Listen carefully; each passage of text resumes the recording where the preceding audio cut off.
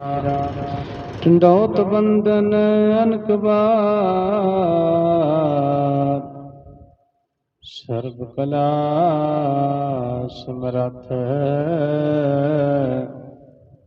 Dolan तेरा प्रभु,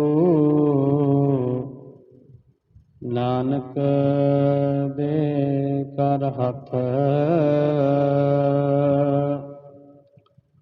कबीर रामै राम कहो, कहबे माहे बबेक।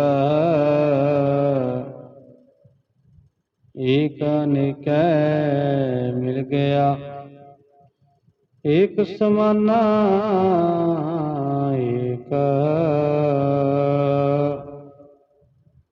बिन संगत्यों मानी होए, गई पाठशार।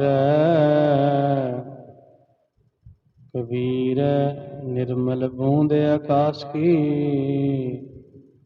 लीनी भूम मलाए। अनक सियाने पच गए, ना निर्वारी जाए। परम सत्कारयोग सतगुरां दी साजी नवाजी गुरु रूप साध संगत जी, धन धन श्री गुरु ग्रंथ साहिब महाराज सच्चे पातशाह जी की कृपा बख्श हुई है। सतगुरां ने अमृत वेला बख्श किया है। अपनी निੱघी गोत विच बैठण दा सुभाग प्राप्त होया है। बिन भागा सत संग न लाभै, बिन संगत मैल परीजे जियो। बिना भागां तो सच्ची संगत नहीं मिलती, ते संगत तो बगैर जिहड़ी है मैल नहीं उतरती। सच्ची संगत तो बगैर आओ आपां उस मालक दी, उस वाहिगुरू दी उस्तत करिए। गुरबाणी द्वारा जो अपनी लड़ीवार भगत कबीर जी के श्लोकां की विचार चल रही है, जिहड़े आपां भोग वाले दिन श्लोक बड़े ध्यान नाल सुनते हाँ, ते इसे तरह ही असीं इन्हां दी व्याख्या सहित जो हिरदे विच वसा के अपना जीवन बदल सकते हैं जी। आओ आप अगे विचार करते हैं। फतेह बुलाओ, अपनी रसना नूं पवित्र करो, हाजरी लवाओ। वाहिगुरू जी का खालसा, वाहिगुरू जी की फतेह। बाबा कबीर जी कह रहे ने, कबीर रामे राम कहो, कहबे माहे बवेक।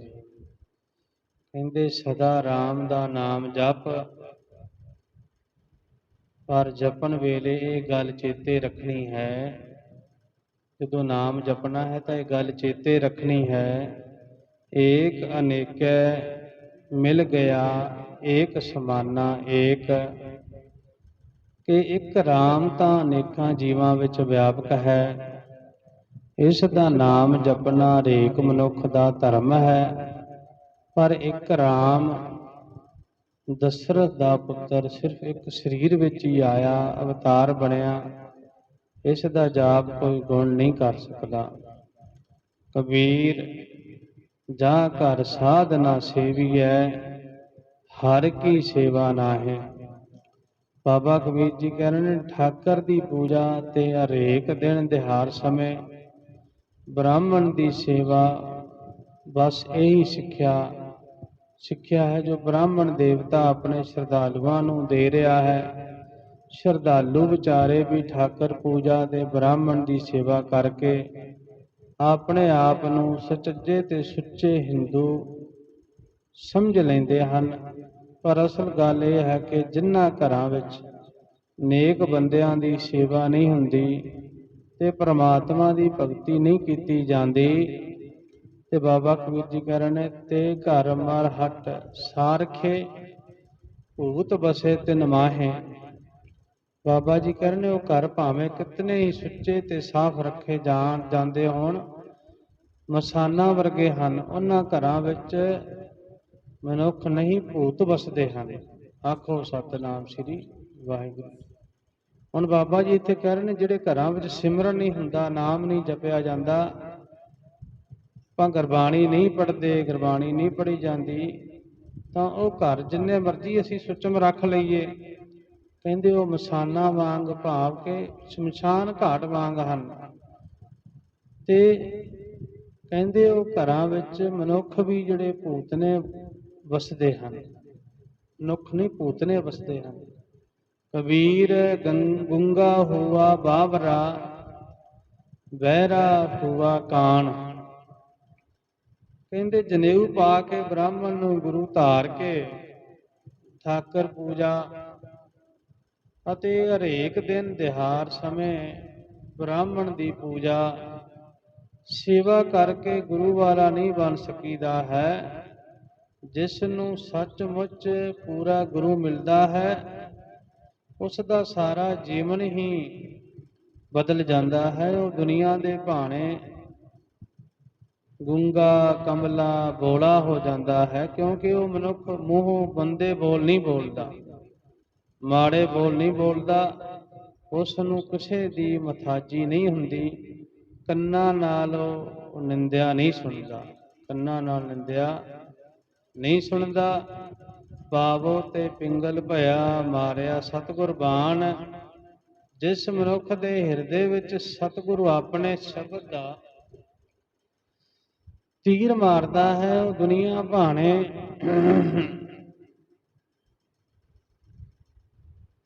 ਲੂਲਾ ਹੋ ਜਾਂਦਾ ਹੈ, ਕਿਉਂਕਿ ਉਹ ਪੈਰਾਂ ਨਾਲ ਮੰਦੇ ਪਾਸੇ ਵੱਲ ਤੁਰ ਕੇ ਨਹੀਂ ਜਾਂਦਾ। ਇਸ ਦਾ ਭਾਵ ਕਿ ਉਹ ਮਾੜੇ ਪਾਸੇ ਨਹੀਂ ਜਾਂਦਾ। ਕਬੀਰ ਸਤਿਗੁਰੂ ਸੂਰ ਮੈਂ ਬਾਇਆ ਬਾਣ ਜੋ ਏਕ। ਬਾਬਾ ਕਬੀਰ ਜੀ ਕਹਿ ਰਹੇ ਨੇ, ਜਿਸ ਮਨੁੱਖ ਨੂੰ ਸੂਰਮਾ ਸਤਿਗੁਰੂ ਆਪਣੇ ਸ਼ਬਦ ਦਾ ਇੱਕ ਤੀਰ ਮਾਰਦਾ ਹੈ, ਲਾਗਤ ਹੀ ਭੋਏ ਗਿਰ ਪਰਿਆ, ਪਰਾ ਕਰੇਜੇ ਛੇਕ। ਤੀਰ ਵੱਜਦਿਆਂ ਹੀ ਉਹ ਮਨੁੱਖ ਨਿਰਹੰਕਾਰ ਤੋਂ ਰਹਿਤ ਹੋ ਜਾਂਦਾ ਹੈ। ਉਸ ਦਾ ਹਿਰਦਾ ਪ੍ਰਭੂ ਚਰਨਾਂ ਨਾਲ ਪਰੋਤਾ ਜਾਂਦਾ ਹੈ, ਪ੍ਰਭੂ ਚਰਨਾਂ ਨਾਲ ਜੁੜ ਜਾਂਦਾ ਹੈ। ਕਬੀਰ ਨਿਰਮਲ ਬੂੰਦ ਆਕਾਸ਼ ਕੀ, ਪਰ ਗਈ ਭੂਮ ਬਕਾਰ।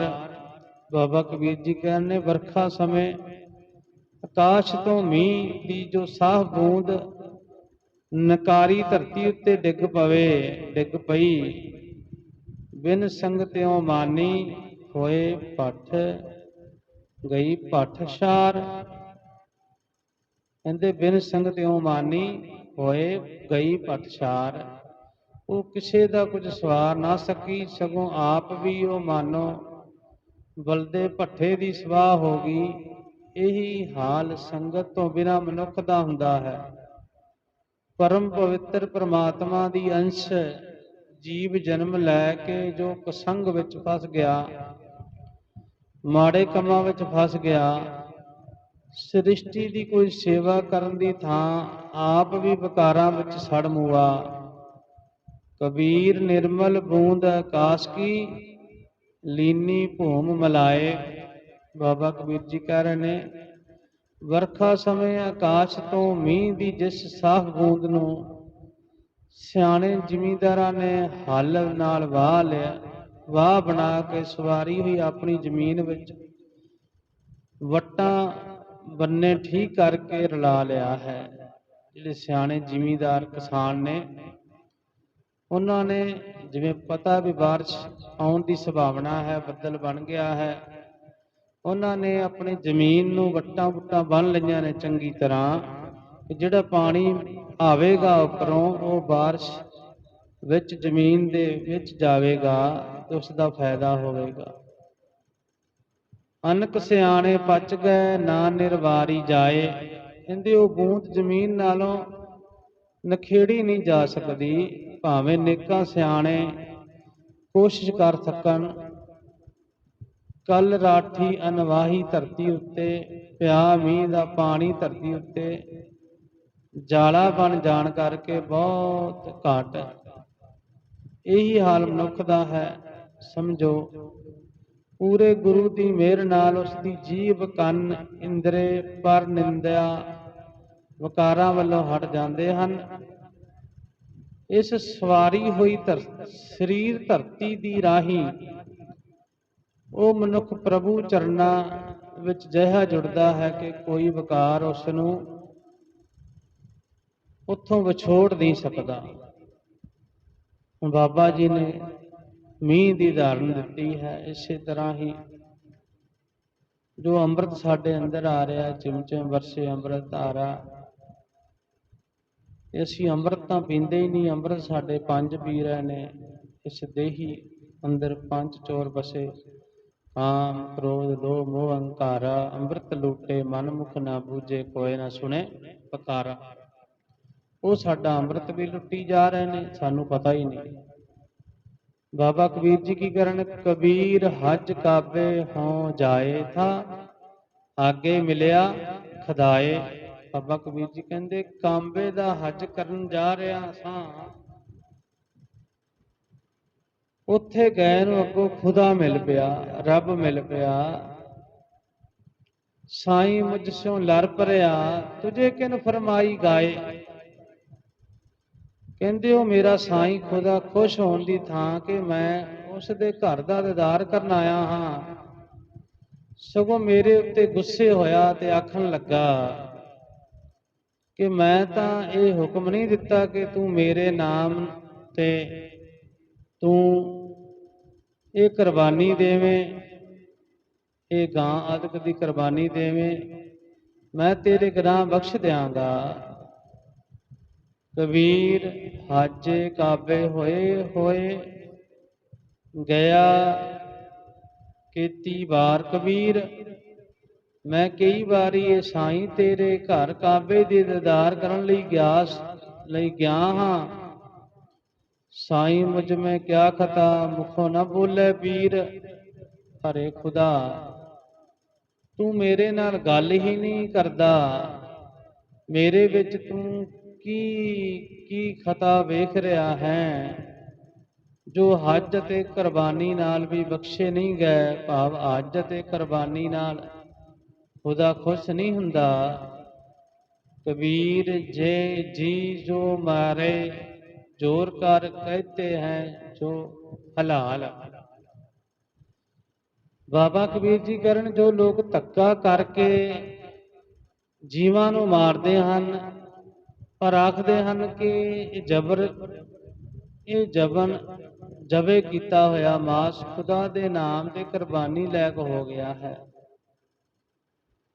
दफ्तर दही जब काट के होएगा कौन हवाल। ਜਦੋਂ ਸਭ ਜੀਵਾਂ ਨਾਲ ਪਿਆਰ ਕਰਨ ਵਾਲਾ ਖੁਦਾ ਇਹਨਾਂ ਲੋਕਾਂ ਪਾਸੋਂ ਅਮਲਾਂ ਦਾ ਲੇਖਾ ਮੰਗੇਗਾ ਤਾਂ ਇਹਨਾਂ ਦਾ ਕੀ ਹਾਲ ਹੋਵੇਗਾ। ਭਾਵ ਕੁਰਬਾਨੀ ਦਿੱਤਿਆਂ ਕਿਨਾ ਬਖਸ਼ੇ ਨਹੀਂ ਜਾਣੇ ਕਿ ਜੀਵ ਦੀ ਕੁਰਬਾਨੀ ਦੇ ਦਈਏ। ਕਬੀਰ ਜੋਰ ਕੀ ਆਸੋ ਜ਼ੁਲਮ ਹੈ ਲੈ ਜਵਾਬ ਖੁਦਾਏ। बाबा कबीर जी कहते जो भी मनुख किसी उत्ते धक्का करता है वो जुल्म करता है ते जुल्म का लेखा खुदा मंगता है। खुदा मंगता है दफ्तर लेखा निकसै मार मुए मुहे खाए। जिस किसी दी भी लेखे दी बाकी निकलती है वो बड़ी सजा भुगतता है। ਕੀਤੇ ਗੁਨਾਹਾਂ ਨੂੰ ਕੁਰਬਾਨੀ ਦੇ ਕੇ ਧੋਤਿਆ ਨਹੀਂ ਜਾ ਸਕਦਾ। ਕਬੀਰ ਲੇਖਾ ਦੇਣਾ ਸਹੇਲਾ ਜੋ ਦਿਲ ਸੂਚੀ ਹੋਏ। ਹੁਣ ਬਾਬਾ ਜੀ ਉਹ ਗੱਲ ਕਰ ਰਹੇ ਨੇ ਜਦੋਂ ਇਨਸਾਨ ਨੇ ਮਨੁੱਖ ਨੇ ਇੱਥੋਂ ਜਾਣਾ ਹੈ ਤੇ ਲੇਖਾ ਦੇਣਾ ਹੈ ਤੇ ਬਾਬਾ ਜੀ ਕਹਿ ਰਹੇ ਨੇ ਉਹ ਰੱਬ ਮਨੁੱਖ ਪਾਸੋਂ ਸਿਰਫ ਦਿਲ ਦੀ ਕੁਰਬਾਨੀ ਮੰਗਦਾ ਹੈ। ਮਨੁੱਖ ਦੇ ਦਿਲ ਦੀ ਪਵਿੱਤਰਤਾ ਕਾਇਮ ਹੋਵੇ, ਅੰਦਰ ਸਾਫ਼ ਹੋਵੇ ਤਾਂ ਆਪਣੇ ਕੀਤੇ ਅਮਲਾਂ ਦਾ ਲੇਖਾ ਦੇਣਾ ਸੌਖਾ ਹੋ ਜਾਂਦਾ ਹੈ। उस साचे दीवान में पल्ला ना पकड़े कोई। बाबा कबीर जी कहते ने उत्थे सच्चे दीवान दे विच कोई पल्ला नहीं पकड़दा। इस पवित्रता दी बरकत नाल वो सच्ची कचहरी विच कोई रोक टोक नहीं करदा, कोई रोक टोक नहीं करदा। कबीर धरती और आकाश मैं दोएं तू बरी अबद। बाबा कबीर जी करने द्वैत, सारी सृष्टि विच तू बहुत बली है, तैनू बड़ी औखियाई नाल ही मुकाया जा सकता है। द्वैत हुंदी है साडे अंदर नफरत जिहड़ी है उस नूं नफतर नूं छड्डना, नफरत जो साडे अंदर दुबदा है द्वैत है बड़ा औखा है। खट दर्शन संसे परे और 84 सिद्ध। कहते हज करन ते कुर्बानी देन वाले मूला,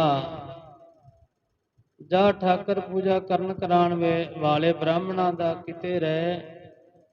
6 ਭੇਖਾਂ ਦੇ ਤਿਆਗੀ ਅਤੇ ਜੋਗ ਦੇ ਸਾਧਨਾ ਵਿੱਚ ਪ੍ਰਪੱਕ ਹੋਏ। 84 ਸਿੱਧ ਵੀ ਹੋ ਹੈ ਦੋਏ ਤੈਥੋਂ ਸਹਿਮੇ ਹੋਏ ਹਨ। कबीर मेरा मुझ में किस नहीं, जो कुछ है सो तेरा।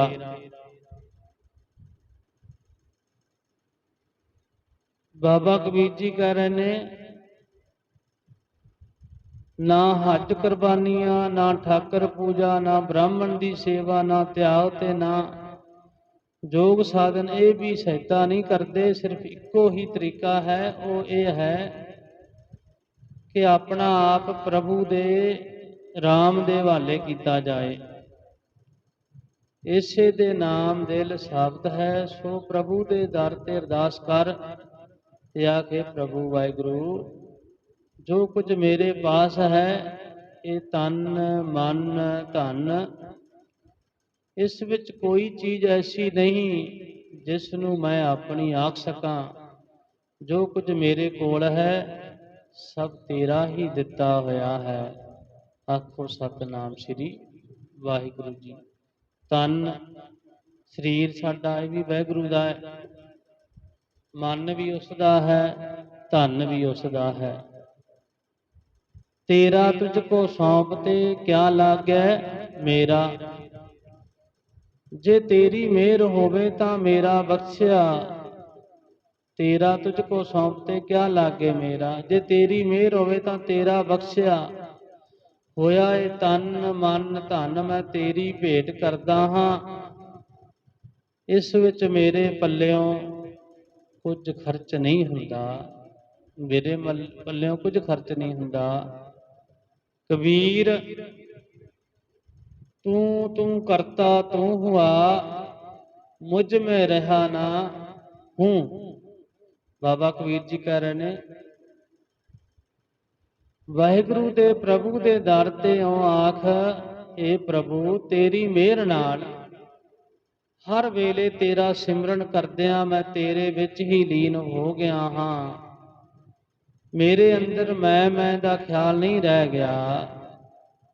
जब आपा पर का मिट गया तब, जब आपा पर का मिट गया जत देखूं तत तू।